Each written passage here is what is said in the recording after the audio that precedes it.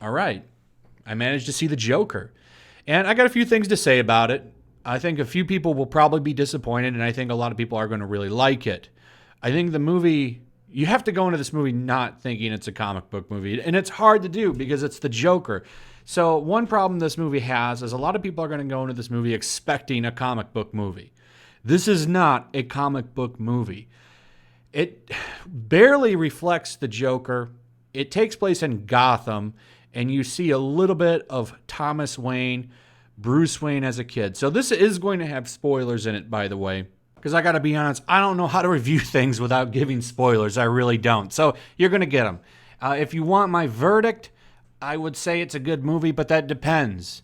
If you're going in there looking for Avengers or a Batman type movie, you're not going to find it. If you're looking for a character study and pretty much the Joker meets Taxi Driver, I'd say you're going to like what you find. So I'm going to get into it. Pretty much if you don't want spoilers now, I would go ahead and tune out. That's my advice to you. So my movie theater had beefed up security from this. All of the craziness going on with this movie is ridiculous. It cracks me up.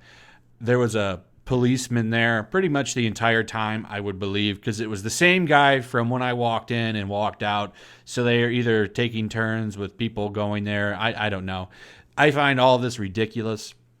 I find all of the outrage over this movie ridiculous.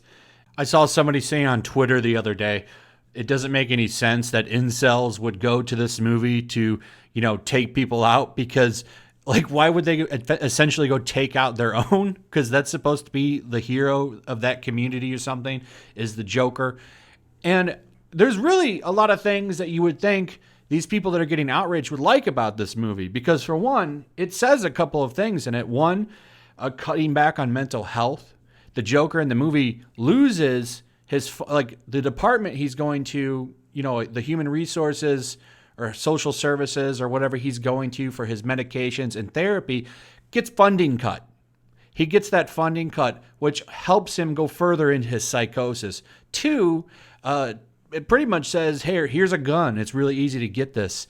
And you would think that they would latch onto that and make a big deal about, what this movie says about that. Instead, they only focus on one thing, that you're not supposed to feel bad for Arthur because, well, guess what? He's white male that goes crazy because society abandoned him. That's what it is. And that's why they're making a big deal about it, because they don't want you to go in there and feel bad for him. And it's hard to feel bad for him because he does turn into a crazy psychopath. But I'm going to tell you what, this movie isn't anything new. This is pretty much almost a copy and paste in many ways of Taxi Driver, the old Martin Scorsese movie. If you haven't seen it, you should really check it out. I really feel that's why Robert De Niro is in the movie, because it's in some ways like a homage to that movie. In a lot of ways it's the Joker instead of a Taxi Driver. But I got to tell you, Joaquin Phoenix did an amazing job. You really do see him, and he does such a great performance of him, diving into psychosis from, still being crazy at the beginning, kind of under a medicated depression, to him just unraveling throughout the movie. And by the end of the movie, he is Joker. I will say though, Heath Ledger, still my favorite Joker. Mark Hamill, as far as Joker, anything goes, is my favorite. I would put Phoenix at a third. I would put him firmly at a third. And it's hard to compare them because the Joker and Batman the Dark Knight, I feel, wouldn't work in this movie. So it's a really kind of an unfair comparison because I can't compare the two of them fairly. This is not a comic book movie. This is a character study of a guy who goes crazy. And the violence in this, I gotta say, it's not in there a lot, but when it does happen, it is brutal and graphic. There's two big scenes. Actually, there's three big murder scenes with the Joker. The first one is when he takes life for the first time. So he's on a subway, and I'm sure you've seen, it's in the trailers, he's sitting there in his full clown costume, and somebody comes up, and they start picking on him, and they start beating him, and he has a gun on him, and he pretty much takes all three of them out pretty brutally, because the third guy gets away and he's limping, and he just kind of casually walks up on him, takes him out. And it's like at that moment, it's like you can almost see the animal unleashed in him, and he like celebrates it. He ends up taking his mom out, and he celebrates it. Like, it's a really good performance, and he really pulled it off. The music is amazing. It almost has its own feel, like a sadness. I don't know how to describe it. Like, I'm not good with describing music, but I'll say that the score really fit the movie. And I gotta say, I've read some reviews by, the mainstream critics, and they don't get this movie at all. They really don't get it, and I'm not surprised that they don't get it. I think a lot of people are going to be a little disappointed by this movie because, like I said, this is not a normal comic book movie. I don't even know if I want to call it a comic book movie, to be honest. Because, like I said, other than the Waynes and Gotham and the fact that he's playing a version, I guess, of the Joker, there's nothing that relates to the comic books at all with this movie. And I don't think that's a bad thing. I really don't. I like to see more movies like this.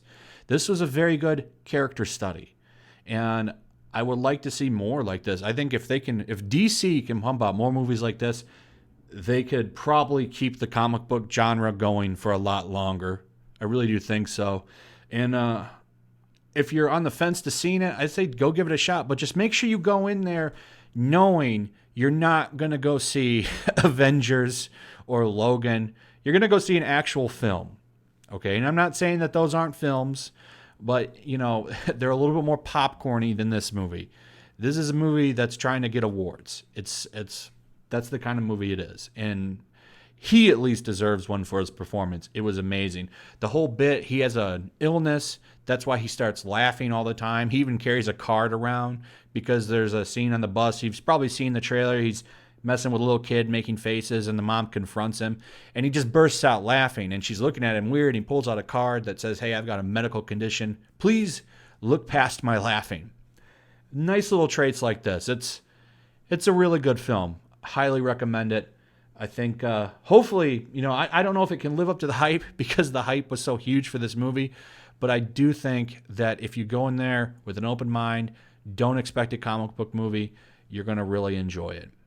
So that's pretty much it. Go check it out. Let me know if you've seen it, what you thought about it. I'd like to hear your thoughts. And like and subscribe. Make sure you're still subscribed. Hit that notification bell. And I'll see you guys on the next one. Peace.